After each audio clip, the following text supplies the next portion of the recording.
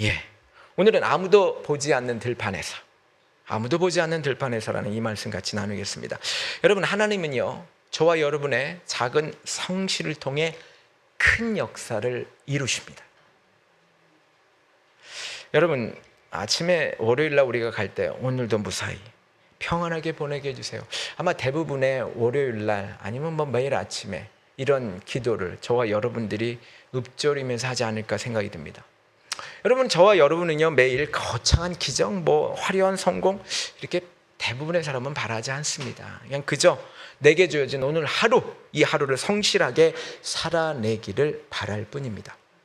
여러분, 물론 매일 반복되는 이 일상이 때로는 조금은 좀 지치고 내가 잘하고 있는 걸까? 이런 좀 잔잔한 고민이 찾아오기도 하죠. 하지만 그렇게 치열하고도 묵묵하게 한 주를 보내고 또한 이렇게 오늘 이 자리에 모이신 성도 여러분, 정말 주님의 이름으로 축복합니다. 여러분, 칭찬을 드립니다. 아름답고 귀합니다. 지친 몸과 마음을 이끌고 예배 자리에 오신 여러분들, 오늘 말씀을 통해서 힘을 내시기 부탁을 드립니다. 근데 여러분, 오늘 이 성경 속에 등장하는 소박하지만 그래도 성실하게 묵묵히, 이 묵묵함으로 이 자신의 하루를 살아낸 한 사람이 등장하는데, 바로 오늘 우리가 본문에서 읽었던 바로 룻입니다. 여러분, 룻은요, 객관적으로 보면 굉장히 참담해요. 보세요, 남편을 잃었어요. 그리고 미래는 불투명해요. 당장 먹고 살 것이 없어가지고 그가 할 수 있는 일은 그저 남의 밭에 떨어진 이삭을 줍는 일 외에 할 일이 없었어요.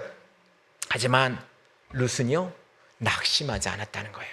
낙심하지 않고 대신 묵묵히 허리를 숙여서 보리 이삭을 주우면서 자신에게 주어진 오늘을 살아내기 시작합니다. 이 대단한 역사를 꿈꾼 게 아니죠. 그저 오늘 하루에 최선을 다한 것입니다. 저와 여러분과 같아요. 하나님은 이제는 화나지 않아요. 그렇지만 성실했던 룻의 발걸음을 어떻게 보셨을까요?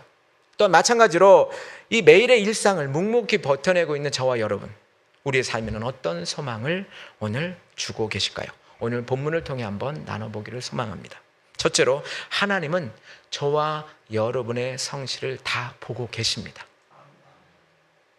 저와 여러분의 성실, 룻의 성실도 저와 여러분 사랑으로 보고 계시다는 거죠. 오늘 1절부터 3절 보시면, 나오미의 남편은 엘리멜렉의 친정으로 유력한 자가 있다는 거죠. 나오미는 누구냐면 이 룻의 시어머니예요. 근데 그 친족이 있는데 보아스가 있다고 그래요. 여인 룻이 나오미, 그러니까 이 며느리가 시어머니에게 물었습니다. 내가 밭에 가서 혹시나 누구에게 은혜를 입으면 그 이삭을 그 밭에서 주겠습니다. 그러니까 시어머니가 그 얘기를 내 따라 가라, 그렇게 얘기해요. 이 룻이 가서 그 베는 자에게 그 밭에 가서 이제 허락을 받고 이삭을 줍는데, 여기 보면 우연히 엘리멜렉의 친족 보아스에게 속한 밭에 이르렀다고 했어요. 여러분, 저와 여러분이 설교를 들을 때 이 성경에 나오는 많은 사람들이 참 믿음도 대단해 보이고 엄청나게 보여요. 하지만 오늘 룻을 보면 여러분, 그저 그냥 화려하지는 않아요. 그냥 전혀 화려하지 않고 평범해요. 그런데 이 룻이 시어머니를 복양하고 당장 오늘 먹고 살기 위해 남의 밭으로 지금 갑니다. 그리고 다른 사람이 추수하다가 떨어뜨린 그 보리 이삭을 줍기 시작합니다. 성경은 그런데 오늘 보니까 룻이 우연히 엘리멜렉의 친족 보아스에게 속한 밭에 이르렀다. 우연이라는 말이 나와요. 우연히. 여러분, 저는 이 우연이라는 말이 참 은혜의, 굉장히 깊은 은혜의 단어라고 생각해요. 여러분, 낙심한 이 룻의 눈에는요, 그저 발길 닿는 곳에 간 거예요. 그냥 우연의 밭이에요. 그냥 내가 오늘 먹을 수 있을지, 오늘 밤에 먹지 못하고 잘지도 모르는데 막막한 발걸음이었죠. 그런데 여러분, 하지만 하나님 눈에는요, 여러분, 우리 하나님은 결코 우연이 없습니다. 그것은 하나님의 완벽하고 치밀한 섭리와 인도하심이었다는 사실을 우리는 기억해야 될 줄 믿습니다. 사실 룻 보세요. 남편 잃었어요. 미래가 통째로 사라졌어요. 절망적인 완전히 절망 그 상태였어요. 하루 종일 슬퍼하면서 주저앉아 있고 창피해서 나가지도 못하게 앉아 있을 수 있었어요. 낙심할 수 있었어요. 그러나 룻은 새벽에 일찍 일어나서 자기가 오늘 할 수 있는 가장 작은 일인 바로 이 이삭 줍기를 시작했다라고 하는 것입니다. 여러분, 하나님께서 말씀하시는, 또한 성경이 말하는 진짜 성실은요, 어떤 거대한 성공, 어떤 대단한 업적을 이루는 것이 아니에요. 그저 아무도 보지 않지만 그 외로운 곳에서, 그리고 내 마음에 낙심이 비록 있지만, 무거울 마음도 있지만, 그때조차도 오늘 내게 맡겨진 그 평범한 하루를, 그 작은 자리를 묵묵함으로 지켜내는 것, 그것이 바로 하나님이 기뻐하시는 성실이십니다. 여러분, 구약 창세기에 잘 아는 요셉을 보세요. 여러분, 요셉도 마찬가지예요. 요셉은 친형들에게 배신당했어요. 여러분, 그래서 머나먼 이방 땅에 노예로 팔려갑니다. 그런데 모함을 받아서 저 감옥 깊숙한 곳으로 끌려가고 말았습니다. 여러분, 그 인생이 아마 가장 어두운 밑바닥까지 갔어요. 여러분, 대부분 사람들은 매일 아침 눈을 뜨며 분노하고 억울해하고 무력감을 느끼고, 여러분, 내 인생은 이제 끝났구나, 이렇게 아마 포기하고 낙담했을 거예요. 그런데 여러분, 요셉은 이 감옥이라는 그 절망의 자리에서도 자기의 책임, 그 일을 외면하지 않았다는 거예요. 맡겨진 일을 외면하지 않았어요. 간수장은요, 그에게 이 죄수들을 관리하도록 했어요. 그런데 여러분, 그 책임을 성실하게 했다는 거예요. 그래서 이 어떻게 보면 굉장히 아무것도 아닌 이 감옥 생활, 뭐 아무것도 아니라고 해서 힘들지 않았다는 뜻이 아니라, 다른 사람들이 별로 관심 갖지 않은 이 감옥 생활에 대해서 하나님께서는 뭐라고 말씀하시냐면, 여호와께서 요셉과 함께 하심으로 그 형통한 자가 되었다라고 했어요. 여러분, 여호와께서 함께 하심으로 형통한 자가 되었다. 여러분, 세상의 눈에는요, 이 감옥이라는 곳, 이 죄수들을 관리하는 게 그저 아무것도 아니었어요. 그런데 하나님이 보시기에는, 하나님의 눈에는요, 그곳에서 여러분 함께하는, 그래서 하나님의 함께하는 은혜가 있었기 때문에 그 삶을 뭐라고 그러면 형통이라고 말했어요. 여러분, 그 세계적인 명화 중에 하나가 있죠. 장 프랑스와 밀레 잘 아죠. 이 밀레 이삭 줍는 사람들이에요. 아마 이 그림 잘 많이 보셨을 거예요. 세 여인이 지금, 여러분, 저 지금 황금역 들판에서 고개를 숙인 채 지금 묵묵히 땅에 떨어진 이삭을 줍고 있죠. 여러분, 이 화려한 기족의 모습이 아니에요. 거창한 풍경 아니에요. 그저 하루하루를 살아내기 위해서 고단한 노동을 하는 시골 농민들의 어떤 그 일상을 담은 그림이에요. 당시 여러분, 이 그림이 나왔을 때 이 프랑스의 화단에는 말이 많았어요. 아니, 어떻게 왜 이렇게 저렇게 초라하고 보잘것없는 사람들의 일상을 그려? 이렇게 비난하는 사람들도 있었다고 그래요. 하지만 밀레는 흔들리지 않았어요. 그리고 그의 친구에게 이렇게 편지에 썼습니다. 사람들은 내 그림 속 농부들의 일상이 너무 평범하고 초라하다고 말하네. 하지만 내 눈에는 그들이 고개를 숙여 일하는 그 묵묵한 그 뒷모습에서 가장 거룩하고 숭고한 빛을 보았네. 나는 그저 하나님이 지으신 이 땅에서 자기에게 주어진 자리를 묵묵히 하루를 정직하게 살아내는 그 인간의 아름다운 모습을 그리고 싶었을 뿐이네. 이렇게 편지를 썼다고 그래요.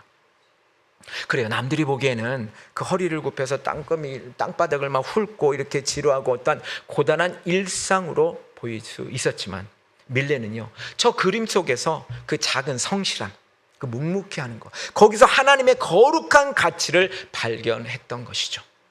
여러분, 마찬가지예요. 룻이 보리밭에서 했던 일이 바로 이런 것입니다. 아무도 주목하지 않는 자리에서 자신에게 주어진 오늘을 정직하게 채워가는 삶, 그것을 하나님께서 기뻐하셨다라고 하는 것입니다. 여러분, 우리가 잘 아는 달란트 비유에서도 여러분, 하나님 예수님께서 작은 자리를 지킨 자, 묵묵히 자리를 지킨 자들에게 최고의 칭찬을 아끼지 않으셨어요. 뭐라고 하셨어요? 여러분, 마태복음 25장 21절에 그 주인이 이르되 잘하였다, 착하고 충성된 조가, 내가 적은 일에 충성하였으며 내가 많은 것을 내게 맡기리니 내 주인의 즐거움에 참여할지어다 했습니다. 여러분, 묵묵함이에요. 묵묵함. 여러분, 지치고 상한 마음, 여러분 혹시 이 예배 자리에 나오신 건 아닙니까? 여러분, 그렇지만 하나님은 저와 여러분의 남모를, 그러한 피로, 이 밤마다 흘리는 눈물 다 알고 계세요. 열심히 성실하게 살려고 하는 그 모습. 여러분, 이번 한 주간 저와 여러분 가정을 돌보기 위해서 그저 힘든 몸이지만 그래도 그냥 음식을 준비하고, 세상에 이리 치고 저리 치우고, 세상에서 그냥 막 좀 왕따도 당하면서도 열심히 하는 그 여러분들의 그 일했던 열심의 시간들, 여러분, 이 시간 하나님은 하나하나 다 세고 계십니다. 버리지 않으십니다. 버려지는 시간이 아닙니다. 지금 내가 서 있는 곳이 아무도 보이지 않는 삭막한 들판이라 할지라도, 또한 외로운 감옥 같을지라도 여러분 낙심하지 마십시오. 세상 사람들은요 그저 그냥 뭐 우리의 성과, 화려한 결과, 그것만을 봅니다. 그거 아니면 다 그냥 아무것도 아니라고 생각해요. 그렇지만 오늘 하루를 살아내기 위해 저와 여러분들이 눈물로 뿌린 그 여러분들의 그 작은 성실, 또한 발걸음, 묵묵한 것, 그것을요 하나님께서는 불꽃 같은 눈길로 오늘도 주목하고 계시다는 것, 주님이 다 보고 계시다는 것, 여러분 기억하시길 간절히 축원을 드립니다. 자, 두 번째는요, 하나님께서 성실을 보고 계시다고 그랬는데, 두 번째는요, 자 그렇다면 우리가 고단한 일상 속에서 우리가 기대할 수 있는 은혜는 무엇일까요? 이렇게 그냥 힘들게 계속 가고 있는데 이렇게 가야 될까요? 두 번째는 위로의 만남을 예배하시는데, 여러분 보세요. 자, 4절부터 7절 제가 한번 읽어보면, 여러분 이 마침 보아스가 베들레헴에서 와요. 베는 자들에게 여호와께서 너와 함께 하시기를 원하노라, 그러니까 당신에게 복이 되시기를 원합니다, 이렇게 서로 인사하죠. 5절에는요 보아스가 베는 자들 중에 그 사환에게 물어요. 저 소녀는 누구니? 그러니까 이 사환이 그렇게 말합니다. 이는 나오미와 함께한 모압 지방에서 돌아온 소녀입니다. 그가 뭐라고 말하냐면, 아침부터 와서는 잠시 쉰 것 외에는 계속하는 중이니다, 이렇게 말해요. 여러분 저는 오늘 이 말씀 중에 이 4절에 마침이라는 말이 나와요. 마침. 제가 묵상하면서 이 마침 하는데 마음이 뭉클하더라고요. 마침이라는 단어, 뭐 우리가 생각하면 바로 그때 뭐 이런 말이죠. 이 타이밍이죠. 지금 마침. 여러분 룻이 아무도 없는 낯선 들판에서 지금 땀을 흘리면서 이삭을 주어요. 땡볕에 이삭을 줘요. 근데 마침 그 밭의 주인인 보아스가 베들레헴에서 또 옵니다. 이 마침의 은혜라고 생각합니다.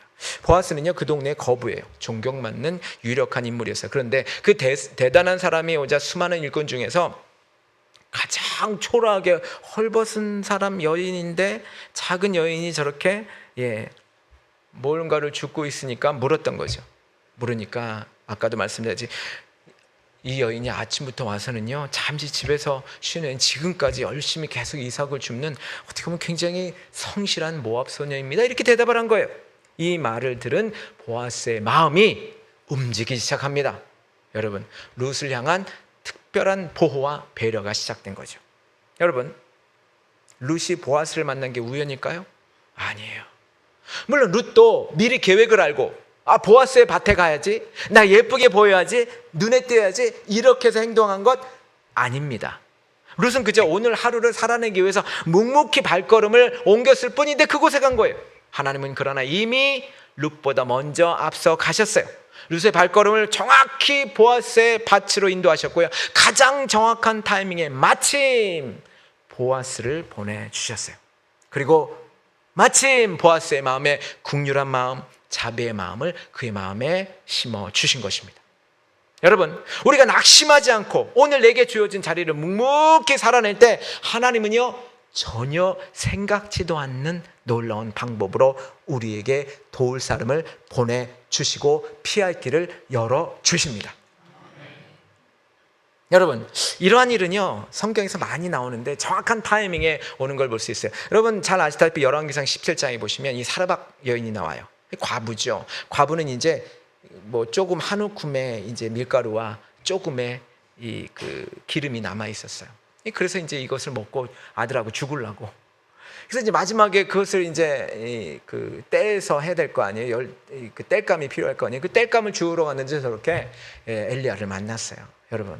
근데 여러분 엘리야가 그럽니다. 그건 나한테 구워서 다오. 아니 배룩이 간을 내 먹지. 근데 순종해요. 선지자니까 드려요. 근데 여러분 그렇게 순종했을 때 엘리야가 뭐라고 말하냐면 열왕기상 17장 14절에 이렇게 말합니다. 여호와께서 비를 지면에 내리는 같이 그 통에 가루가 떨어지지 아니하고 그 병의 기름이 없어지지 아니하리라. 여러분 엘리야를 만난 게 우연일까? 아니에요. 결코 우연이 아니에요. 하나님께서는 미리 이미 그 가정을 먹여 살리시려는 완벽한 계획을 세우시고 가장 절박한 타이밍에 그때 엘리야를 마주치게 한 거예요. 이게 바로 마침의 은혜예요. 그래서 하나님께서는 이 만남을 통해서 순종을 하게 했고, 결국 어땠습니까? 가뭄이 끝날 때까지 통에 가루와 병에 기름이 끊임없이 마르지 않도록 해서 이 가정의 세심한 돌보심과 피할 길을 경험하게 하셨다라고 하는 것입니다. 이게 마침의 은혜예요. 여러분, 근데 이게 우리의 생활에는 없을까요? 있어요. 여러분, 이 치열한 삶의 현장 속에서 예배하신 마침의 은혜가 여러분 이 시간에도 저와 여러분이 실제적인 사건으로 나타날 수 있습니다. 한번 예를 들어볼까요? 2021년 11월 일산의 한 도로에서 있었던 일입니다. 여러분 20대 젊은 엄마가 여러분 생후 11개월 된 아기를 태우고 급하게 차를 몰고 가고 있었어요. 아이는 고열과 탈수 증세가 있었고요. 여러분 아이가 그냥 너무 위급한 상황이었어요. 사방이 막힌 도로예요. 갈 수가 없죠. 이 젊은 엄마는 이리 빼고 저리 빼고 막 이 차를 가다가 그만 그 차와 부딪히고 말았습니다. 여러분 내리자마자 그녀가 이 젊은 20대 엄마가 부들부들 몸을 떨면서 눈에는 펑펑 눈물을 쏟으면서 연신 죄송합니다. 대부분이요 이럴 때는 잘잘못 따진다고 막 그냥 쓰고 삿대질하고 싸우고 이래서 시간이 많이 갈 거예요. 근데요 피해 차량의 운전자는 저 안아주신 저분은 홍영숙 씨라는 당시 57세의 부인이셨어요. 그런데 여러분 그 자신의 찌그러진 차는 보지도 않았어요.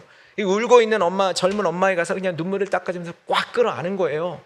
그리고 세대 괜찮아. 우리 딸 같아서 그래. 내 딸 같아서 그래. 나는 괜찮으니까 걱정하지 마. 빨리 아기 데리고 응급실 가요. 이렇게 말한 겁니다.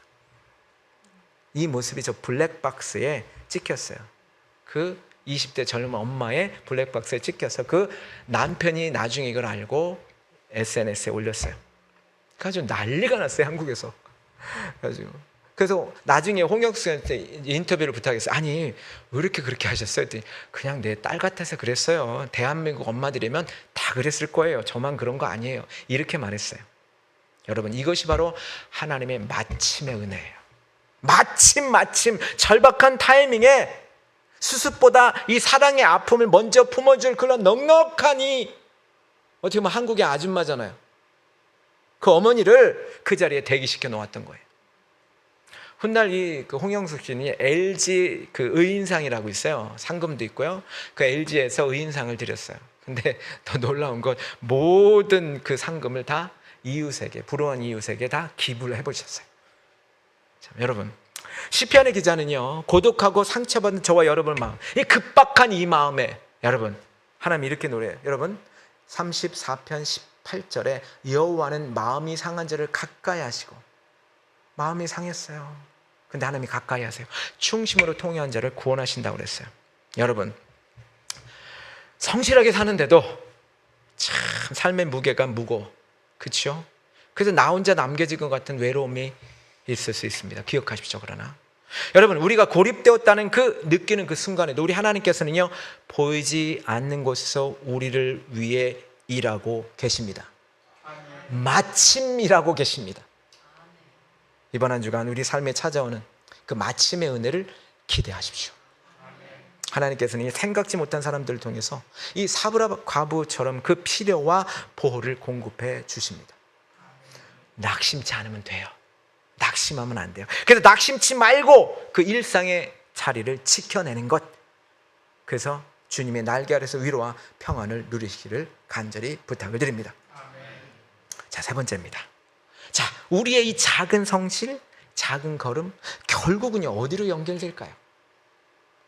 큰 구원으로 이끄십니다. 성실의 결과예요, 여러분들. 성실하면 아까 이런 은혜가 있었죠. 마침의 은혜. 이제 성실의 결과를 한번 봅시다. 오늘 9절부터 시작해서 12절에 보시면 다 읽지는 않겠지만 여러분 보아스가 룻에게 이르기를 뭐라 하냐면 내 딸아 다른 데 가지 말고 이곳에 있어라. 거기 물이 있으니까 같이 물도 먹어라. 그러니까 이제 룻이 땅에 엎드려서 아니 이방 여인에게 왜 이렇게 축복을 해주십니까? 은혜를 베푸십니까? 했더니 11절에 보시면 보아스가 그래요. 내가 한 일을 알아.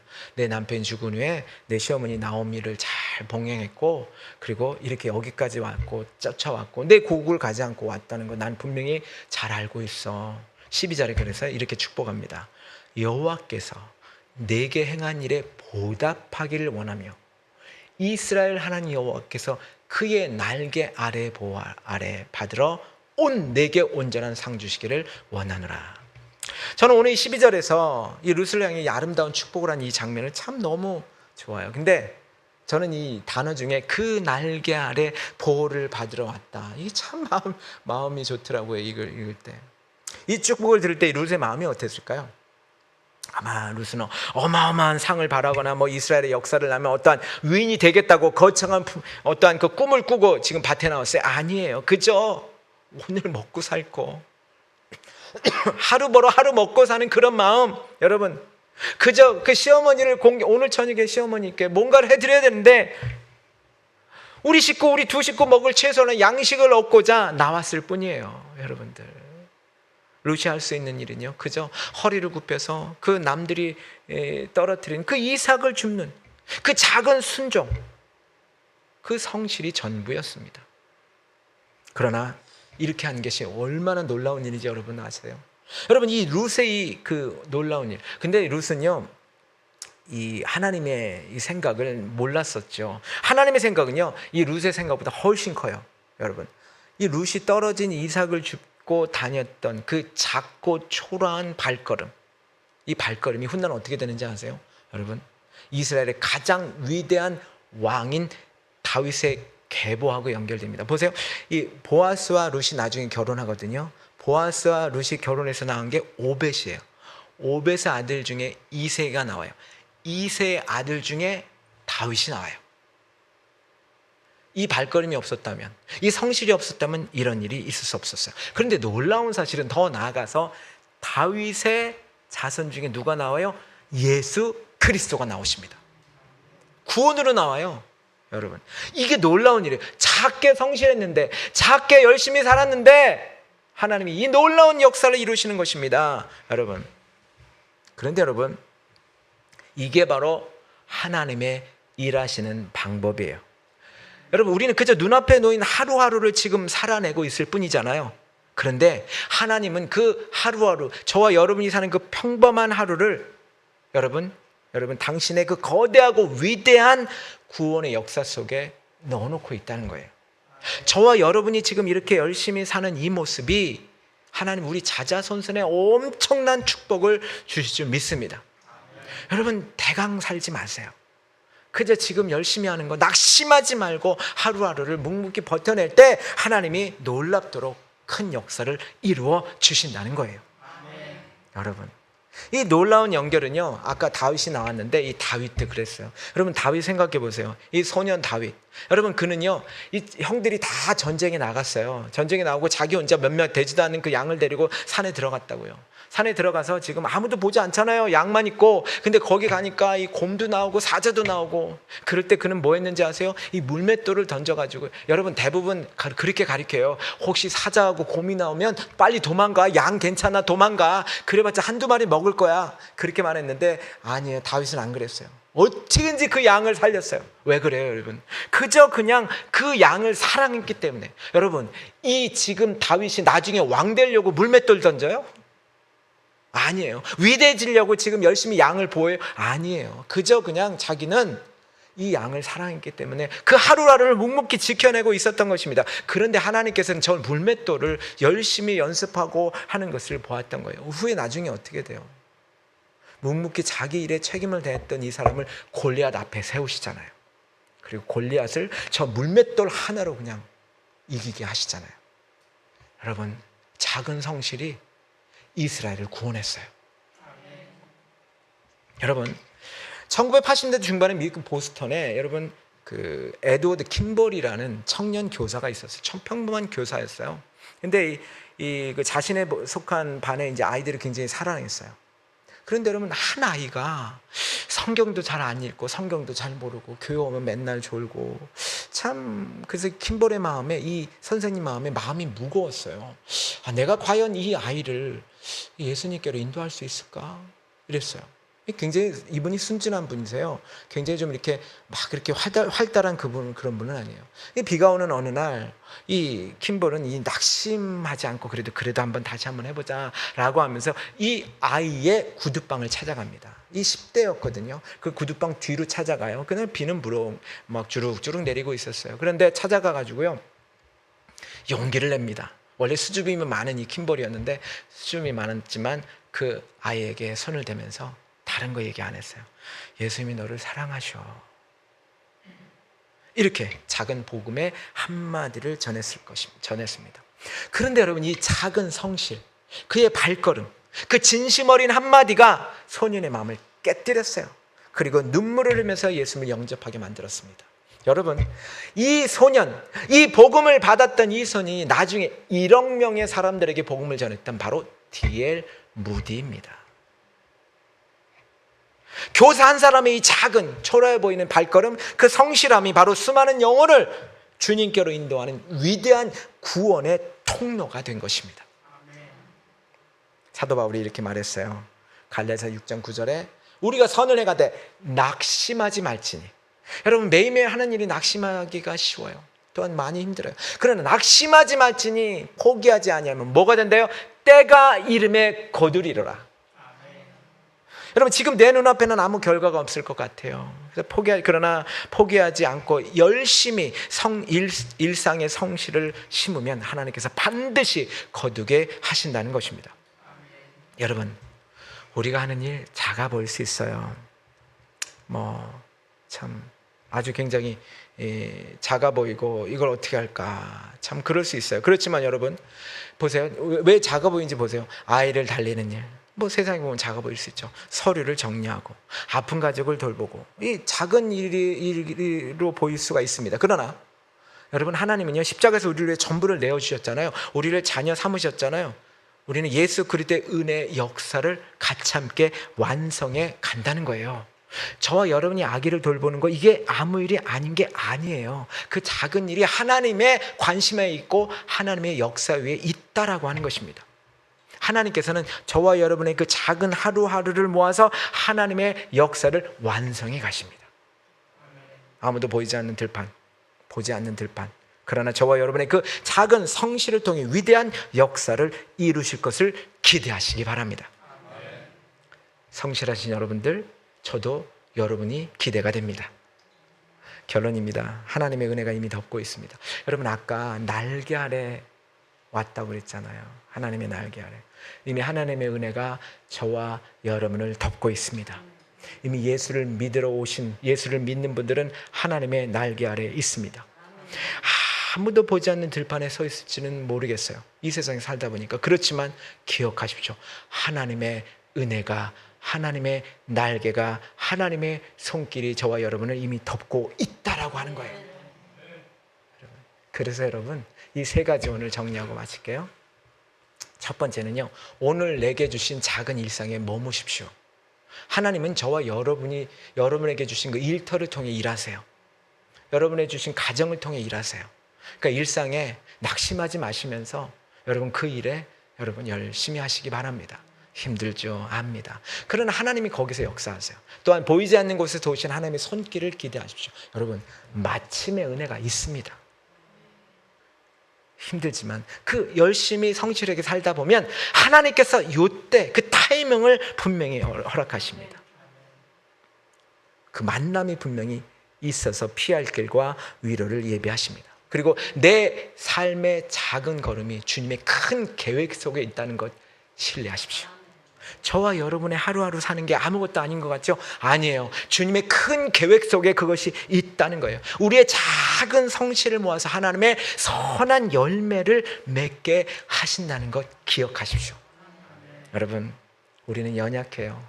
저와 여러분 다 연약합니다. 그러나 우리 하나님, 우리를 붙드시는 하나님의 날개는요, 따뜻하고 안전합니다. 그 주님의 날개 아래서 참된 평안을 누리시는 복된 한 주가 되시기를 주님의 이름으로 축복합니다. 자, 말씀을 기억하시면서 이 찬양 하나님께 삶의 작은 일에도 라는 이 찬양 함께 올려드릴게요.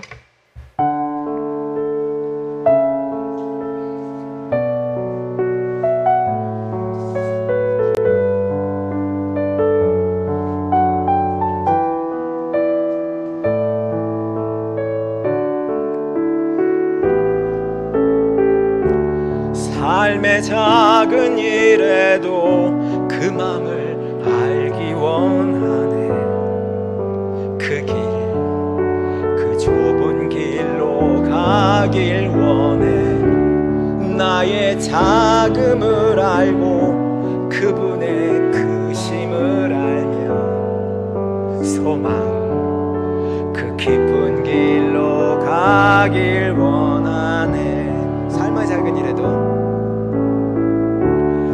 삶의 작은 일에도 그 마음을 알기 원하네.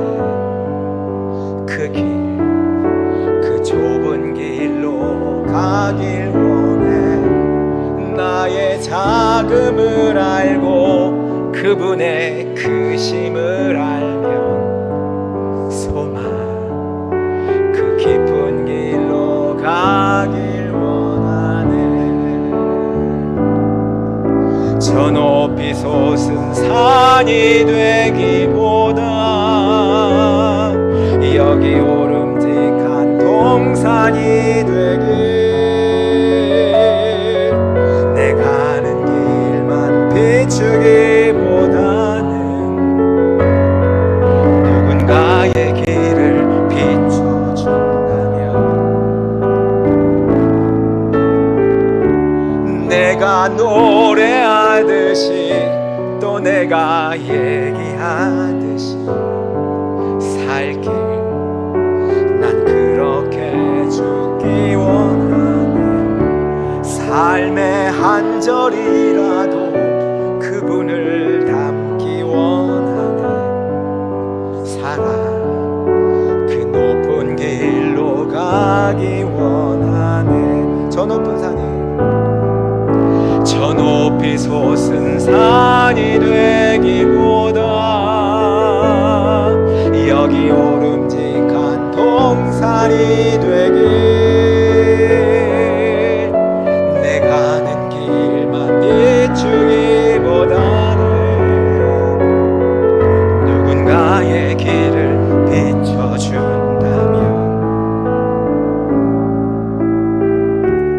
내가 노래하듯이 또 내가 얘기하듯이 살길 난 그렇게 죽기 원하네. 삶의 한 절이라도 그분을 담기 원하네. 살아 그 높은 길로 가기 원하네. 그 좁은 길로 가길 원하네. 그 깊은 길로 가기 원하네. 기도합니다. 외롭고 삭막한 들판 같은 세상 속에서 낙심치 않게 하시는 하나님, 오늘 룻의 삶을 통해 화려하지 않은 우리의 오늘이 얼마나 소중한지를 깨닫게 하시니 감사드립니다. 지치고 무거운 몸으로 하나님 새벽 알람을 들으며 일터와 가정으로 나아가는 우리 성도들의 고단함을 주님은 다 알고 계시는 줄 믿습니다. 남들이 안아주지 않고 아무도 보지 않는 자리일지라도 요셉처럼, 또한 그 엘리야처럼, 또한 사르밧 과부처럼 오늘 내게 맡겨진 작은 자리를 성실함과 거룩한 가치로 지켜내게 하여 주시옵소서. 하나님, 나의 발걸음은 우연 같으나 하나님의 완벽한 섭리와 인도하심 있음을 신뢰하게 하시고, 이번 한 주간 아버지 하나님 낙담하지 않게 하시고 우리를 정말 주님의 은혜와 또한 천사를 보내셔서 오늘도 우리를 먹이시고 입혀 주시옵시고, 마침의 은혜를 통해 우리를 도울, 우리와 함께할 그 누군가를 만나게 하여 주시옵소서. 우리의 작은 순종을 모아 위대한 구원의 모자이크를 완성해 가시는 주님을 바라보며 이번 한 주도 주님의 날개 아래서 참된 평안을 누리게 하여 주옵소서. 아버지 하나님, 화려하지는 않지만 일상의 들판에서 묵묵히 땀 흘리며 거둔 소중한 예물을 감사의 고백과 함께 귀한 예물을 올려드립니다. 이 예물이 외롭고 낙심한 이웃들을 살리는 위로의 통로가 되게 하시고 하나님의 선한 역사를 이루는 곳에 귀하게 쓰이게 하여 주옵소서. 주일 예물 드립니다. 또한 각종 예물 11조 정말 하나님께 온전히 드리고자 합니다. 하나님 받아주시옵시고, 하나님 선교헌금 드립니다. 주님께서 축복하여 주옵소서. 드리는 손길마다 주님의 날개 아래 보호하시고 필요한 모든 것으로 늘 풍성하게 30배, 60배, 100배로 채워 주시옵소서. 예수님의 이름으로 기도합나이다.